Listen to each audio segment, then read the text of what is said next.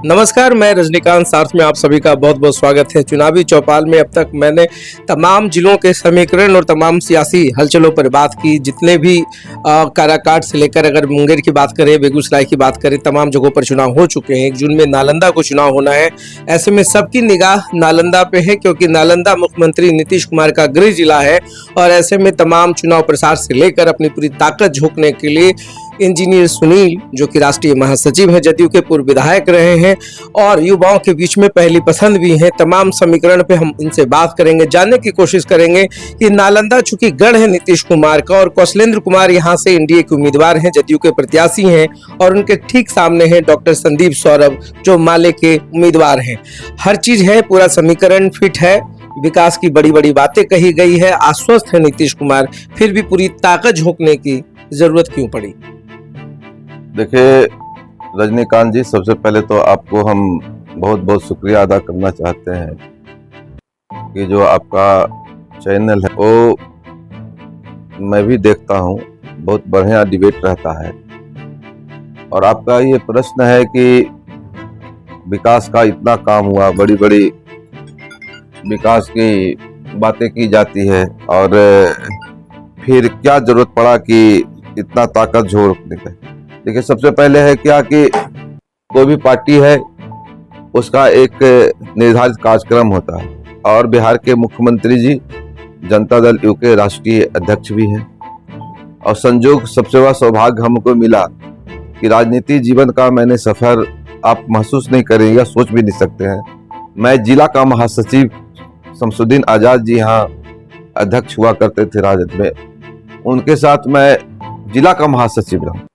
और आज हमको सौभाग्य मिला कि मेरे नेता नीतीश कुमार जी, जो देश के पैमाने पे विकास पुरुष के नाम से जाने जाते हैं, और वो हमारे पार्टी के राष्ट्रीय अध्यक्ष हैं, उन्होंने हम पे विश्वास कर करके हमको राष्ट्रीय महासचिव बनाने का काम किया। इसके लिए मैं अपने राष्ट्रीय अध्यक्ष जी को तहे दिल से शुक्रिया भी अदा करता हूं और उनका बहुत अभिवादन भी करता हूं। और आप जो ये प्रश्न किए हैं कि नालंदा में विकास का बहुत बड़ा वादा किया जाता है और बोला जाता है कि बहुत विकास हुआ, फिर जरूरत क्या पड़ी।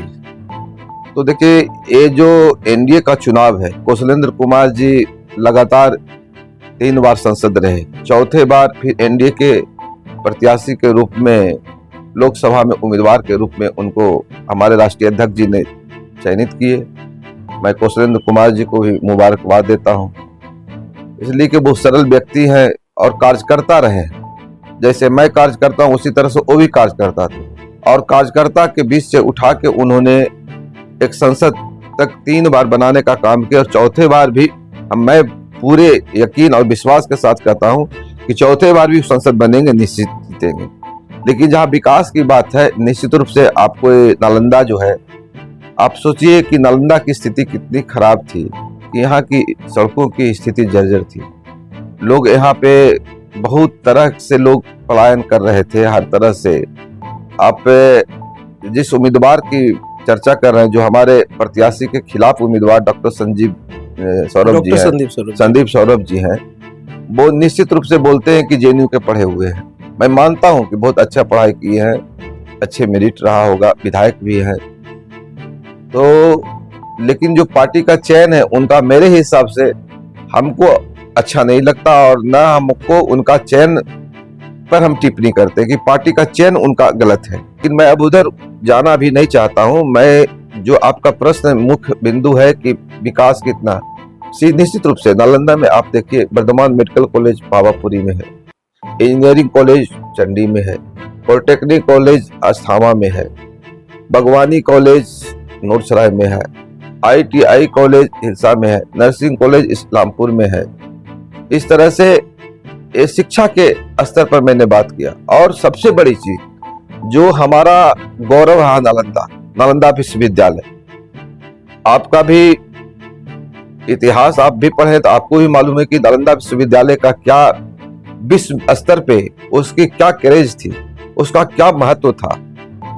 उसको भी आप इतिहास में पढ़े होंगे कि बख्तियार खिलजी ऐसे इंसान आया जो पूरे जो आदमी कहता है कि शिक्षा दुनिया की और सारे जीवन का अगर सबसे महत्वपूर्ण चीज है तो शिक्षा है। अगर किसी व्यक्ति के पास शिक्षा है तो दुनिया के कोई कोना में जा करके खा कमा ले सकता है। तो वो पूरे विश्व को शिक्षा यहाँ से मिलता था और पूरे विश्व के स्टूडेंट उसमें पढ़ते थे। उसको जला करके नष्ट करके बर्बाद कर दिया। लेकिन नीतीश कुमार जी जब 2005 में मुख्यमंत्री बने तो उन्होंने पहले कहा गया कि झारखंड नहीं है साथ में तो यहाँ विकास तो कुछ हो ही नहीं सकता है, केवल बालू और आलू बचा है बिहार, कुछ है ही नहीं। लेकिन नीतीश कुमार की मिशन, नीतीश कुमार, हम भी एमएलए 2005 में थे, हमें स्मरण है कि 2006 या 7 के बीच में कलाम साहब देश के महामहिम राष्ट्रपति थे और कलाम साहब के बारे में आप भी जानते हैं कि वो कितने बड़े मतलब साइंटिस्ट थे और उनकी जो सोच थी वह हर लोगों से अलग था। वो हमेशा ईमानदारी और कर्तव्य और देश हित की बात करते थे, देश के विकास की बात करते थे। तो नीतीश कुमार जी ने पूरे हिंदुस्तान की पहली विधानसभा में किसी राष्ट्रपति जी का संबोधन के लिए आमंत्रित किया और उन्होंने अपना स्वीकृति दिया। और जो हमारे यहाँ आप जानते हैं कि विधान सभा और विधान परिषद है, दोनों सदनों के मेंबरों को ज्वाइंट अधिवेशन हुआ, सम्मिलित अधिवेशन हुआ। उस अधिवेशन में नीतीश कुमार जी को कलाम साहब महामहिम राष्ट्रपति थे उस समय, उन्होंने 5 या 6 टिप्स दिए थे। उसमें पहला था कि बिहार के शिक्षा को सुधार करना, दूसरा था कृषि के क्षेत्र में काम करना, तीसरा था सिंचाई के क्षेत्र में काम करना, चौथा था ऊर्जा के क्षेत्र में काम करना, पांचवा था चिकित्सा के जो स्वास्थ्य बोले उसके क्षेत्र में काम करना, फिर था सड़क वगैरह जो है उसके लिए। और अंत में उन्होंने कहा था कि जब तक बिहार का एक विकास नहीं होगा तब तक हिंदुस्तान का विकास नहीं हो सकता। मतलब ये मिशन हमारे महामहिम उस समय कलाम साहब का था। और जो उन्होंने टिप्स दिया था, अभी उतना वक्त नहीं कि मैं उतना बता सकता हूं, वो सारे बिंदुओं पर जो मिशन उन्होंने दिया उसी मिशन पर नीतीश कुमार जी ने कार्य को प्रारंभ किया। और आप ये भी जानिए कि यह जो बिहार पिछड़ा बिहार था, आप पत्रकारिता से हैं, आप सारे चैनलों में या सारे जो न्यूज आते हों उसको भी देखते होंगे और कई जगह आपको जाते हैं, पक्ष विपक्ष की भी बात करते होंगे, लोगों से बात करते होंगे। लेकिन मैं यही पूछना चाहता हूं कि 2005 के पहले का जो बिहार था उसके बारे में आप उस पर भी बात करिए कि क्या था। और 2005 के बाद जो मैंने कहा कि कलाम साहब का जो मिशन था कि बिहार जब विकसित होगा तभी हिंदुस्तान विकसित होगा, उस विकसित बिहार को बनाने के लिए नीतीश कुमार जी ने परिवारवाद को छोड़ा, अपने पूरे राजनीतिक कैरियर को विकसित बिहार बनाने के लिए अपने आप को बिहार के लिए अर्पण किया और समर्पण भी किया, दोनों चीज किया उन्होंने। और जो बिहार को उन्होंने देने का काम किया, आज बिहार शरीफ की सड़कें कितनी सुंदर है, नालंदा का कोई ऐसा गांव नहीं होगा जो पक्की सड़क से जुड़ा हुआ नहीं होगा, कोई विद्यालय ऐसा नहीं है जो विद्यालय भवन हम लोग पढ़े थे रजनीकांत जी, 3 कमरा का मेरा विद्यालय मध्य विद्यालय 200 था, 3 कमरा का। उसमें हम लोग बोरा पर बिछा कर करके झोला लेकर करके जाते थे गांव से और पढ़ते थे। क्या स्थिति था, लगता था कि भवन गिर जाएगा, उस तरह की स्थिति बना हुआ। अब स्थिति सुधर। लेकिन आप आज देखिए वही मध्य विद्यालय 200 है, 10+2 का वहाँ पढ़ाई हो रहा है। अब पूरा विद्यालय भवन कितना सुंदर बना हुआ। मैं एक छोटा उदाहरण अपने गांव का दिया, लेकिन ऐसा आपका भवन कोई ऐसा पंचायत नहीं है जहां विद्यालय है उसका भवन अपना नहीं है और अच्छा भवन नहीं है। और सब जगह पढ़ाई 10 क्लास तक भी हो रहा, मध्य विद्यालय को क्रमित कर करके उसको 10 तक किया गया, कहीं कहीं आवश्यकता हुआ 10+2 की किया गया। माने गांव को भी नीतीश कुमार जी ने ऐसा जोड़ने का काम किए कि आप सोच सकते हैं कि उनकी क्या मिशन थी कि गांव की बच्चियां, गांव की हमारे बच्चे अगर आगे पढ़ते उनको जाने में दिक्कत होता था तो उनके लिए साइकिल योजना चलाए, उनके लिए बच्चे को पढ़ने के लिए, गरीब बच्चा है उसको पोशाक नहीं था, पोशाक का व्यवस्था कराए, फिर खाने का भी व्यवस्था हुआ। तो सारा व्यवस्था उनको दिया गया कि नहीं आप पढ़िए, आपको जो जरूरत है मैं अपने तरफ से। और उतना ही नहीं, पढ़ने के बाद जो बच्चे अच्छे नंबर से प्राप्त किया, मैट्रिक पास किया, उसको 10,000 रुपया, जो 10+2 किया उसको 25,000 रुपया, जो ग्रेजुएशन कर रहा उसको 50,000 रुपया। उसके बाद अगर इंटर के बाद वो टेक्निकल कॉलेज में पढ़ना चाहता, इंजीनियरिंग करना चाहता, अच्छा करना चाहता, तो उसको 4 लाख रुपया का क्रेडिट कार्ड। तो मतलब हर क्षेत्र में नीतीश कुमार जी ने काम किया। गरीबों के लिए आप देख रहे हैं कि सारी व्यवस्था बनाई गई।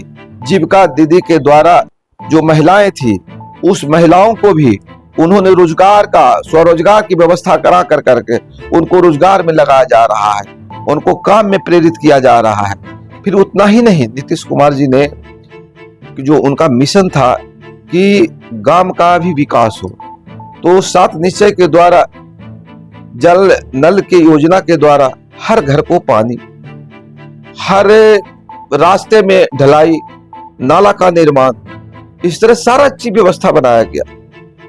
उतना ही पता ही नीतीश कुमार जी ने कहा कि नहीं भाई, 60 वर्ष के जो उम्र के लोग हैं उनके लिए पेंशन की व्यवस्था, कि भाई परिवार ध्यान नहीं देता तो उनको पेंशन दिया जाए, उसके लिए भी व्यवस्था की बात है। इंजीनियर तो एक मिनट और हम समय लेंगे। तो मेरा कहना था, स्वास्थ्य के क्षेत्र में भी आप देखिए कि नीतीश कुमार जी सारे हॉस्पिटल को कितने बढ़िया से यूटिलाइज किए हैं। एक मैं डेंटल कॉलेज के बारे में चर्चा रही, भागल बिघा में डेंटल कॉलेज ही बना है, उसका भी भवन देखिए।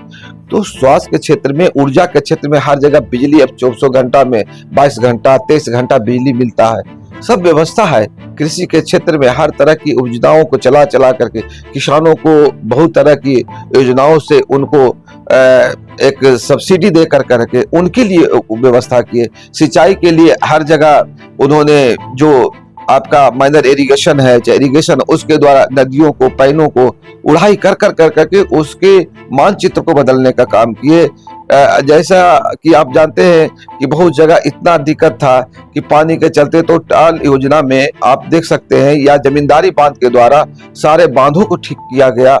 मतलब कहना है कि कोई ऐसा क्षेत्र नहीं रहा जिसमें उन्होंने काम किया। सामाजिक स्तर पर अगर बात करते हैं तो नीतीश कुमार जी 5 में जब आए तो सबसे पहले महिलाओं को 50% का आरक्षण दिए, फिर बेटियों के लिए उन्होंने 35% का आरक्षण किया, फिर बेटियों के पुलिस बहाली के लिए 33% का आरक्षण किया।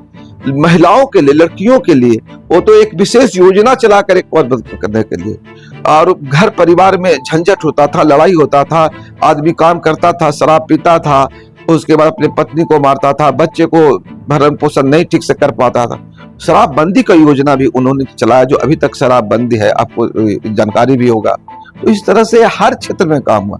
लेकिन आपका कहना है कि फिर शक्ति झोंकने की जरूरत, तो पार्टी का एक प्रोटोकॉल है, पार्टी का एक सिस्टम है, वह चुनाव को, हर चुनाव को वो अपने रणनीति में एक तय करता है कि हमको चुनाव का रणनीति कैसे बनाना। उसी रणनीति के तहत नीतीश कुमार जी हो, चाहे लोजपा के अध्यक्ष चिराग पासवान जी हो, चाहे मांझी जी हो, उपेंद्र कुशवाहा जी की पार्टी के लोग हो, चाहे पारस जी की पार्टी के लोग हो, और भारतीय जनता पार्टी के हमारे आज भारतीय जनता पार्टी के राष्ट्रीय अध्यक्ष जेपी नड्डा साहब भी आ रहे हैं, उनका भी कार्यक्रम हुआ।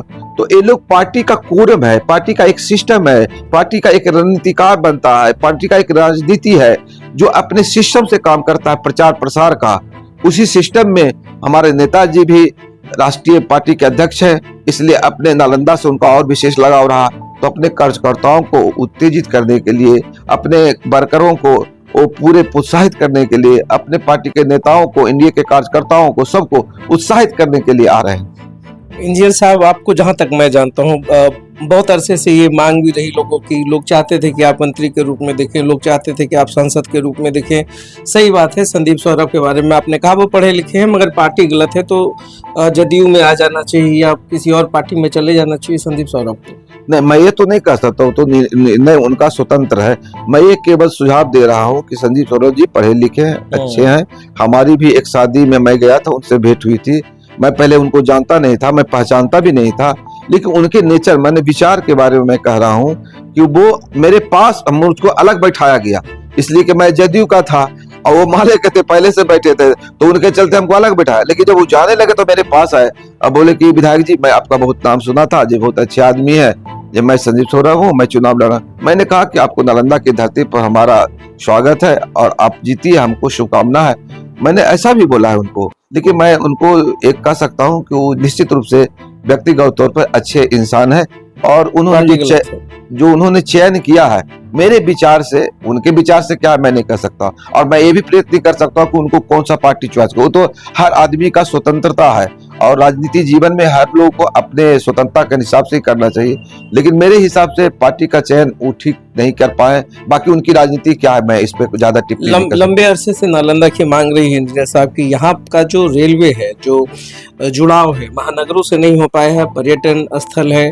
राजगीर की बात करें, नालंदा की बात करें, आपने विश्व धरोहर की बात कर ली, नालंदा विश्वविद्यालय की बात कर ली।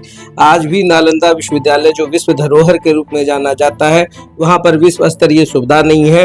रेलवे स्टेशन की बात करें तो सिवाय दिल्ली के और कोलकाता के अन्य महानगरों से जुड़ाव नहीं है। पर्यटन इंडस्ट्री की बात करें तो स्थानीय लोगों का आजीविका का साधन नहीं बन पाया है। खाजा क्लस्टर की बात करें तो विश्व में इसकी पहचान है, मगर उसको एक स्वरूप नहीं दे पाए हैं।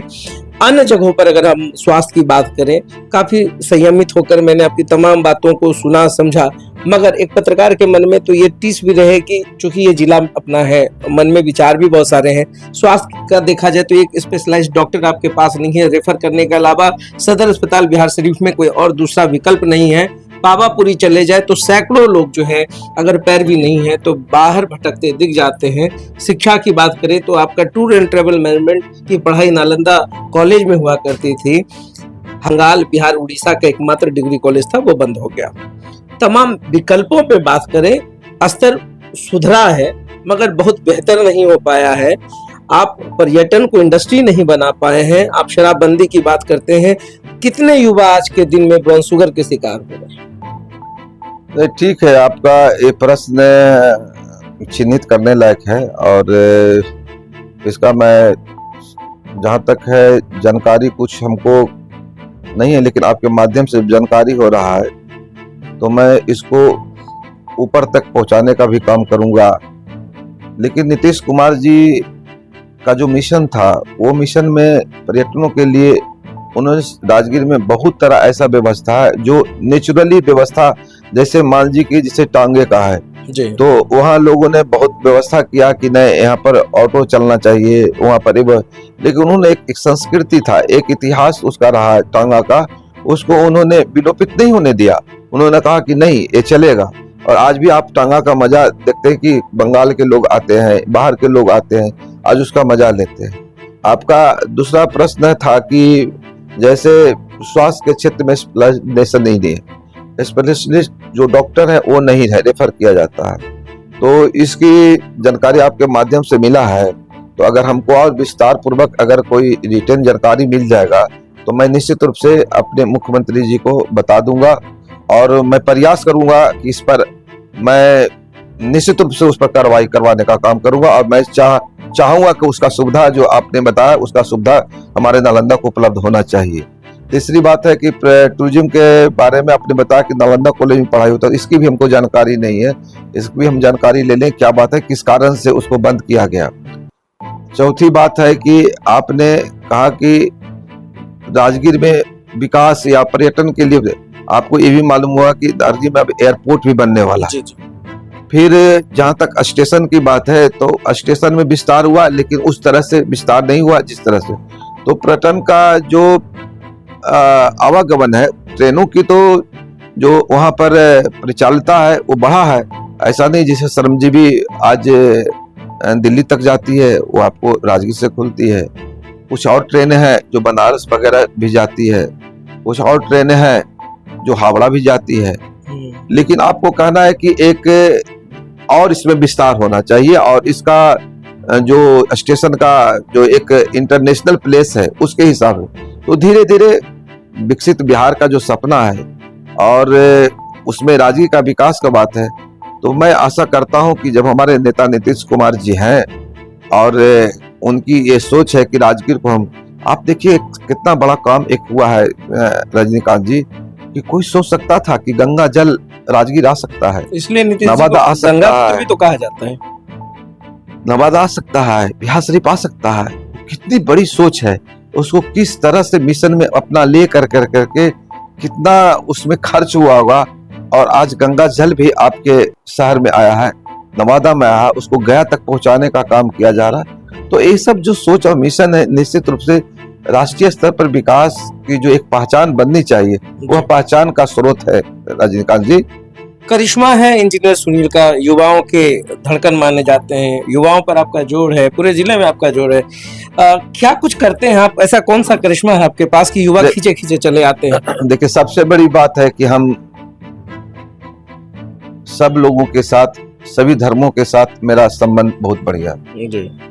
और पर्सनली जिनका जो काम रहता है उसमें हम कोई हस्तक्षेप नहीं करते हैं और न हम जातिवाद में विश्वास रखते हैं। मेरी कोई भी आदमी नहीं कहेगा कि इंजीनियर सुनील जातिवाद करता है। मैं जरूर कुर्मी जात में पैदा ले लिया हूँ।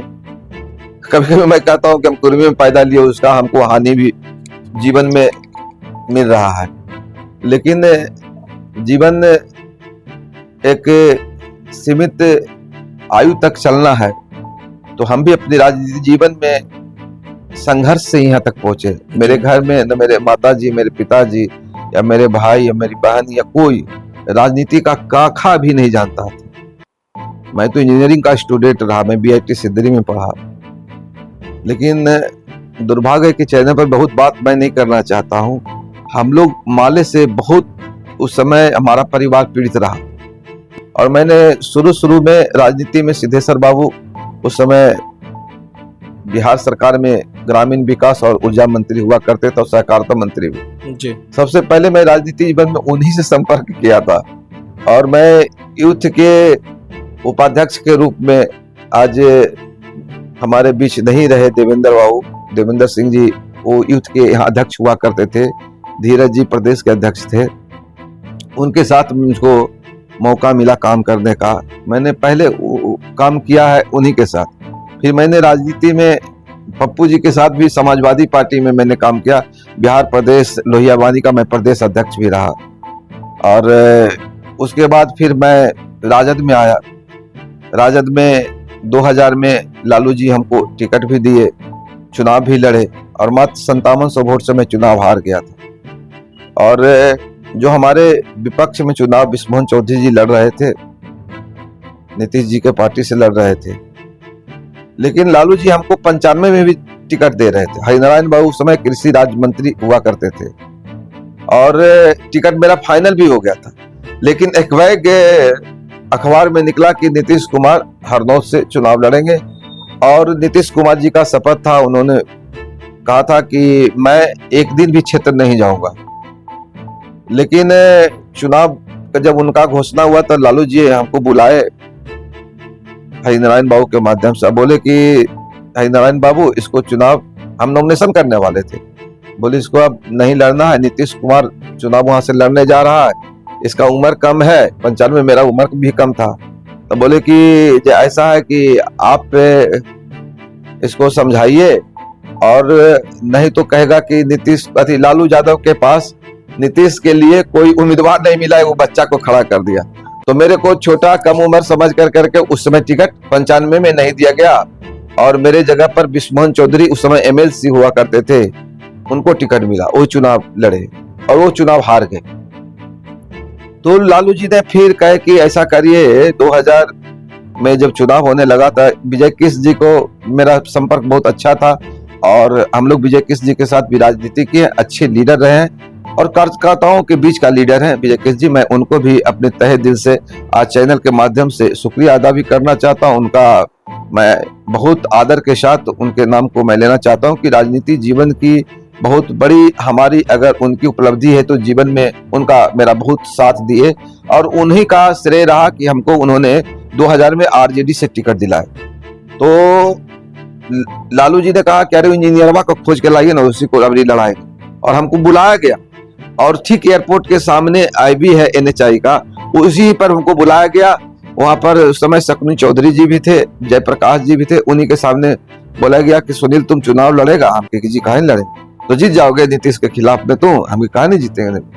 तो इसी तरह की बात बढ़कर अपनी भाषा में लालू जी हमको बोल करके टिकट दिए और मैंने चुनाव 2000 में लड़ा और मत 5700 वोट। जब मेरा वोट 40,000 के आसपास आया तो नीतीश कुमार जी को लगा कि एक यंग लड़का है, अच्छा लड़का है, लेकिन मेरे पिताजी से नीतीश कुमार जी का बहुत लगाव था मैं उम्मीद करता हूं कि जब मैं चुनाव लड़ रहा था 2000 में, तो मुझको विश्वास है कि मेरे पिताजी मुझको वोट नहीं दिए। काहे कि जब बीमार थे तो उस समय भी डॉक्टर महेंद्र वो कहते, तो डॉक्टर साहब कहते कि जे डॉक्टर साहब एरा समझाओ नहीं, नीतीश से हम बात करवे, एकरा नीतीश के साथ रहेगा हो, इस तरह की बात बोलते थे। इसलिए मैं समझता हूं कि जब मैं चुनाव लड़ा था उनका वोट हमको नहीं मिला होगा। लेकिन देखिए नीतीश कुमार जी फिर हमको बुलाए और बुला करके हमको हमारे मेरे पिताजी एक्सपायर कर गए, तो रेल मंत्री थे नीतीश कुमार जी। उस समय मोबाइल नहीं हुआ करता था, तो उन्होंने मुझको जब बुलाए तो और उनका फोन आया, एपीएस हुआ करते थे उमेश जी, उन्हीं का फोन आया। मेरे यहाँ बेसिक फोन था, संजोग से फोन आया तो बोले कि रेल मंत्री जी बात करेंगे। तो हम कहे दीजिए, तो वो दिए। तो बोले मेरे पिताजी को गराइन जी बोलते थे, और मेरा गांव का नाम गराइन बिघा है। संजोग है कि हम लोग मतलब बोलने में कहीं पे थी नहीं होती, हम लोग अच्छे परिवार से हैं। मेरे दादा का भी नाम तुलसी गराइन था, माने गराइन खानदान के थे, तो मेरा गांव का नाम गराइन बिघा रहा। मतलब एक तरह से मेरे पारिवारिक जो टाइटल घर रहा है गराइन, उसी पर मेरा गांव का भी नाम है। तो उन्होंने बोले कि गराइन जी एक्सपायर कर गए जी। तब बोला आप हमको खबर नहीं की। तो रजनीकांत जी मैं झूठ क्या बोलूं, हम आरजेडी में थे, इसीलिए मतलब शर्म समझिए या हिम्मत नहीं हुआ कि हम नीतीश कुमार जी को खबर करें। लेकिन नीतीश कुमार जी का बड़कपन देखिए, मेरे पिताजी एक्सपायर किए, वो हमसे बात किए, तो मैंने कहा कि सर आया जाता। तो 13 तारीख के मेरे पिताजी का श्राद्ध था, 13 तारीख डेट याद है और अब महीना हमको याद नहीं है, लेकिन 13 तारीख था। तो बोले कि हम बोले कि सर आया जाता, कहिए श्राद्ध है। हम कहिए 13 तारीख। तो कहें कि 13 को सुनील जी हम नहीं आए, गुजरात में उनका कोई पुल का उद्घाटन या शिलान्यास था। जो मेरा पहले से रेलवे का प्रोग्राम फिक्स है, हम 14 को आएंगे। उस समय इतना प्लेन भी नहीं चलता था, अभी तो इंडिगो हो गया, स्पाइस जेट हो गया, फिर आपका कई तरह के हैं, केवल एयर इंडिया की प्लेन थी। हाँ, हमारे यहाँ डीपीओ साहब आए और बोले कि नीतीश कुमार जी का, रेल मंत्री जी का प्रोग्राम लगा 4 बजे वो आ रहे हैं।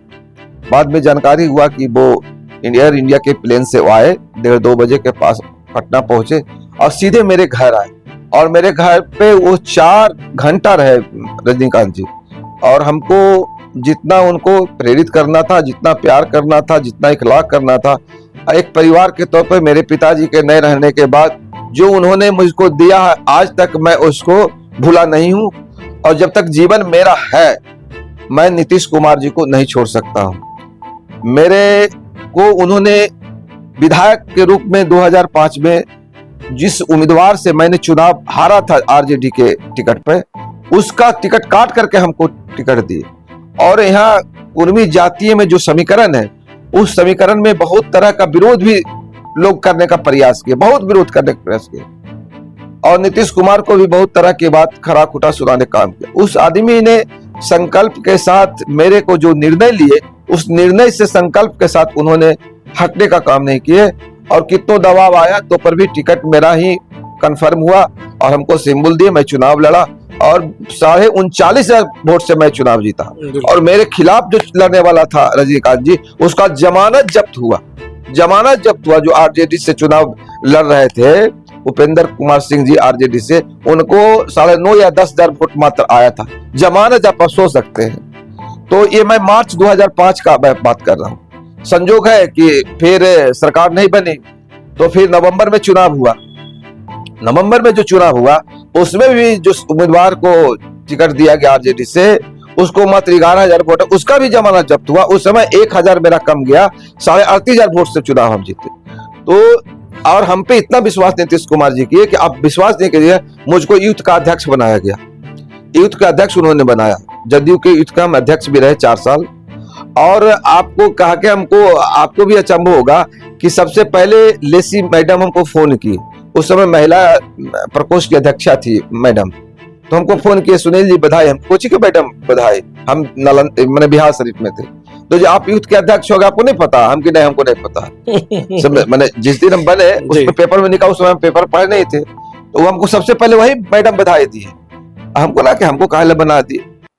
जब हम साहब से मिलने भी गए, तो वहां पर प्रभुनाथ बाबू एमपी हुआ करते थे महाराज, इनके बैठे थे, हमारा परिचय कराए कि प्रभुनाथ बाबू ये हमारा एमएलए है, ऐसे बोलते थे, ये हमारा एमएलए है, मतलब हरनौत का एमएलए है, हमारा एमएलए है, और इसको यूथ के अध्यक्ष बना है। तो बड़ा मतलब प्यार से, इखलाक से, बहुत उम्मीद के साथ संगठन में हमको सबसे जोड़ा। बड़ी जिम्मेदारी इनके दिए। तो मैं उसको भी 4 साल चलाया, बहुत अच्छा चलाया। और आप लोग पत्रकारिता में हैं और आप चैनल भी देखते हैं, तो आपको मालूम होगा कि जो मैं यूथ का कार्यक्रम कराया था बिहार लेवल पर, आज तक किसी दल का वैसा कार्यक्रम नहीं हुआ था। बिल्कुल, समझे कि उसके नहीं? गवाह भी हम लोग रहे, साक्षी भी रहे। हाँ, तो इस तरह से हमको जिम्मेदारी संगठन का मिला और आज हमको फिर से राष्ट्रीय ठीक है महासचिव। एमएलए का टिकट हमको नहीं मिला, नहीं, समीम साहब को मिला था, मेरे बड़े भाई हैं, चुनाव लड़े, संजोग है चुनाव वो हार गए। उसके बाद फिर भाजपा से तालमेल हो गया, तो यहाँ से बड़े भाई डॉक्टर सुनील साहब लड़ते हैं, वो भी अच्छे इंसान है, मेरी बहुत अच्छी संबंध रहा और दोनों भाई की तरह, मेरे को छोटा भाई की तरह सब दिन माने। तो वो भाजपा में चले गए और भाजपा का यहाँ सीट हो गया, तो वही डॉक्टर सुनील साहब लड़ रहे हैं। तो इस तरह से एमएलए का मेरा जो सीट था फंसते चला गया। और जब डिलिमिटेशन हुआ, मैंने मेन चीज मैंने छोड़ दिया, डिलिमिटेशन जब हुआ तो यहाँ 8 विधानसभा था, तो 8 विधानसभा में 1 विधानसभा कम गया, उसमें मेरा ही विधानसभा कम गया। हरनौत विधानसभा क्षेत्र, नाम जरूर हरनौत रहा, लेकिन वहाँ हरनौत और रोहू मिला के कंजूसी था। नीतीश जी कई बार ये बोले हैं, कई लोगों से भी बोलते हैं, हमको भी बोलते हैं कि 15,000 चलते, अगर 15,000 वोट मेरा रहता तो जो पटना में दीघा बना था विधानसभा, वो नहीं बनता, ये हरनौत भी रह जाती और रोहू के साथ रहता। रोहू या बिहार शरीफ के साथ चला और हरनौत चंडी और नगरनौसा के साथ चला गया। तो इस प्रसिमन का प्रभाव हमारे ऊपर ही पड़ा है। मतलब तो- बैड लक इसको आप कह सकते हाँ, हैं, यही है, राजनीति का यही- बैड लक है, हाँ। इसको आप कहें। लेकिन हम नेता नीतीश कुमार जी में निश्चित रूप से पूरा विश्वास हमारी है, आस्था है। वो मेरे भविष्य के लिए और मेरे राजनीति के लिए, जब उन्होंने एमएलए बनाया, मेरे को यूथ के अध्यक्ष बनाए, और बीच में और मैंने एक चीज हुआ, मुझे 3 साल नागरिक परिषद में महासचिव का पद भी हमने, राजमंत्री का सुविधा के साथ मैंने उसको भी ग्रहण किया और उसको भी संभाला है। तो एक राजनीति जीवन में वो भी मिला। और आज हमको सबसे पहले मेरे राष्ट्रीय अध्यक्ष ललन बाबू हुआ करते थे, उन्होंने मेरे को राष्ट्रीय महासचिव बनाए। मैं अपने दिल से उनको भी आभार व्यक्त करते हैं, उनका भी अभिनंदन करते हैं और तहे दिल से शुक्रिया अदा भी करते हैं कि सबसे पहले राष्ट्रीय स्तर की राजनीति में अगर हमको कोई लाने वाला हुआ तो उसका नाम राष्ट्रीय अध्यक्ष श्री ललन बाबू थे। और मुख्यमंत्री जी भी कई बार हमको बोल देते हैं कि तुमको तो पहले ललन बाबू बनाए, लेकिन हमसे पूछ के बनाए। तो खुशी होता है कि साहब से पूछ करके। लेकिन जब दूसरी कमेटी, जब राष्ट्रीय अध्यक्ष नीतीश कुमार जी बने, तो हमको लगा था कि मैं नहीं बनूंगा, इसलिए कि यहाँ से 2 महासचिव थे, एक बड़े भाई राजीव रंजन जी भी थे और राष्ट्रीय प्रवक्ता भी थे। लेकिन हमको मौका मिला, राजीव भैया राष्ट्रीय प्रवक्ता रहे और राष्ट्रीय महासचिव में 21 की कमेटी है, उसमें हम 11वें नंबर पर हैं रजनीकांत जी। इसलिए हमको गर्व होता है कि हम अपने राष्ट्रीय अध्यक्ष, जो बिहार के इतने बड़े नेता भी हैं, राष्ट्रीय स्तर पर जो इनका एक विकसित बिहार बनाने का जो सपना था, और बिहार में ही नहीं पूरे राष्ट्र स्तर पर विकास पुरुष के नाम से जिनको जाना जाता है, उनके साथ कमेटी में हमको संगठन में काम करने का मिला है मौका। तो संगठन राजनीति का एक बहुत महत्वपूर्ण कड़ी होता है, और राष्ट्रीय राजनीति में अगर हमारा प्रवेश हुआ है तो मेरा भविष्य लगता है राष्ट्रीय स्तर पर कुछ तय हो। तो नीतीश कुमार जी हैं, तब तक मैं किसी दल में भी नहीं जा सकता हूं, और मेरी पूरी आस्था, पूरी निष्ठा नीतीश कुमार जी में है। और नीतीश कुमार तो चाणक्य कहे जाते हैं राजनीति का, उस चाणक्य के बल पे या उनकी जो राजनीति जीवन की जो सफर है, उस सफर की जो उनकी विशेषता है, उस विशेषता के बावजूद भी 45 सीट पर वो मुख्यमंत्री भारतीय जनता पार्टी के द्वारा उनको बनाया गया। तो ऐसी तमाम चीजों पर, हर प्रश्नों पर आपने खुलकर मुझे जवाब दिया है, तो सार से बात करने के लिए आपका बहुत बहुत धन्यवाद। आपको बहुत बहुत शुक्रिया रजनीकांत जी, बहुत बहुत शुक्रिया मुन्ना जी को भी। आप लोगों ने, आप अपने पास माध्यम, अपने जो चैनल माध्यम है, उससे हमको आज लोगों के बीच कुछ प्रेरित कर करके अपनी स्पष्ट बातों को रखने के लिए मौका दिए। बहुत शुक्रिया, बहुत धन्यवाद।